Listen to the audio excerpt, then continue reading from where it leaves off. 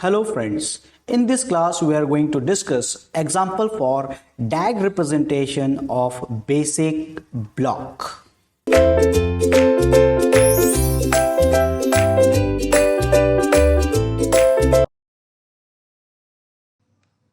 Welcome back here, and the next topic is DAG for the basic block. So we have already seen this the directed acyclic graph for the expression. Okay, so we have already seen DAG for expression, and the idea was using DAG for the expression was to compute common expression only once. Okay, so compute common expression only once. So now that help also to minimize the number of temporary variables that we generate. Now the same concept is applied for the entire block. Okay, and this is our basic block. Okay, so this is our basic block, and that we want to create DAG for it. Okay, so this can be created in the same manner as we have done that here. We have a reading of B and C, and we have already seen that how to create it, and the root node is plus. So I will create here plus, and I will write here B, and I'll write here C. Okay, and I label this node as A. Next is your A minus D, and here we have to look at the latest value of A. Latest value of A. So here in this case we want A, so this is the latest value of A, then minus, and then we have a definition of D with us, and let's call this label as B.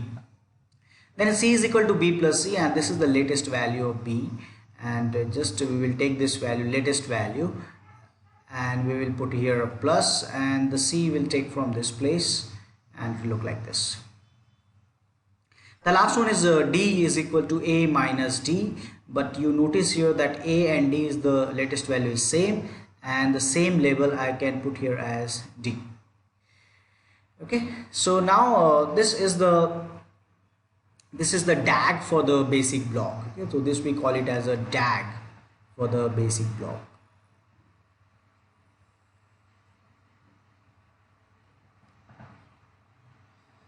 You notice here that we have only 3 nodes present over here. 3 nodes present over here at root. 3 let's say non-leaf node. Non-leaf node.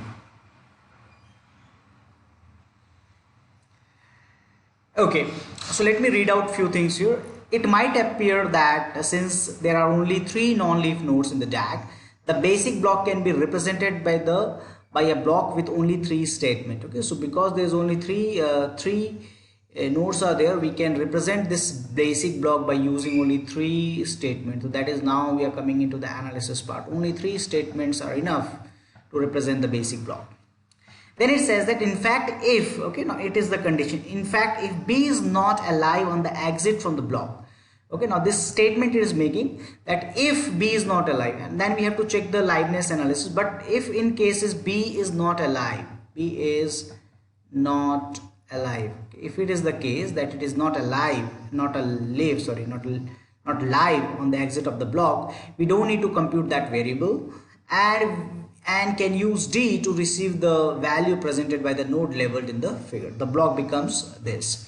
Okay, so a hypothetical situation it is talking about that if D is not alive, then A is equal to B plus C, it is okay.